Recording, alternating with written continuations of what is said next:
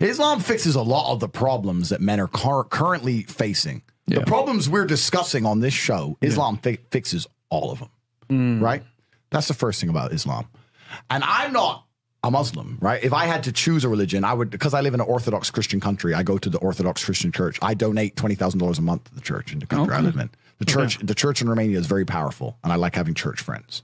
So I give them a lot of money, right? So I would guess I'm an Orthodox Christian. But if I had to bet on one religion as if I were betting on the stock market for the future, you have to bet on Islam.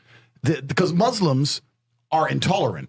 I'm not saying that disrespectfully, because if you're tolerant of everything, then you stand for nothing. Facts. Christians are so tolerant now. You don't believe it. They have gay pastors that I'm not even anti-gay, but if the book says don't have, like, what do you believe in now? If you're tolerant of everything, you stand for nothing.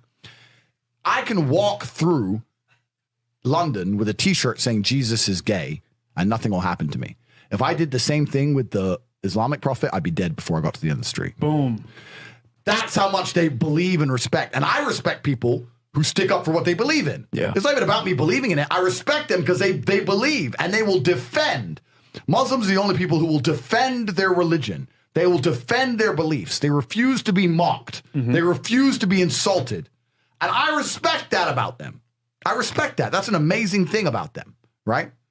And the third point is, and I've been all around the world, some of the best countries in the world today are the first world Muslim nations. Qatar, you can go to Qatar, you can fall asleep with $1 million on your lap in the middle of the street. Nothing's going to happen to you. Saudi Arabia as well. You can go to Saudi, nothing will happen to you. You can go to Dubai, UAE, nothing's going to happen to you. They leave their cars parked with the keys inside. It's so safe. Wow. It's so safe. Women, everyone's married. Every woman obeys her husband. Every single woman has 4, 5, 6 kids. Big families. All the things we're talking about, all the problems we have here, right? They've got none of that. None of it. Because of Islam. Islam keeps society in the role where women obey their man. Women have children. Women have big families. Women are exceptionally happy to do so. Before some Western girl comes in here and runs her mouth, the Islamic women are happier than any you're going to see in the club tonight. They're very true. They're happy. Society is functioning. Their population is growing because in most Western countries, the population is declining. Yep. Tim Cass was talking about it today. I was talking. We were two people have one kid. Doesn't work. Doesn't work, right? Two people need to have 3.1 kids because people die, right? People die prematurely, blah, blah, blah, blah. So we have population problems in the West. They have none of the population problems. Society is functioning. And that's what society is. Society starts at the smallest possible group. You have families, and families make a street, and that street makes a village, and that village makes a town, that town makes a city, and that city makes a country. So if it's broken at the very fundamental level, if its family level's broken, then it's broken the whole way up. Yep.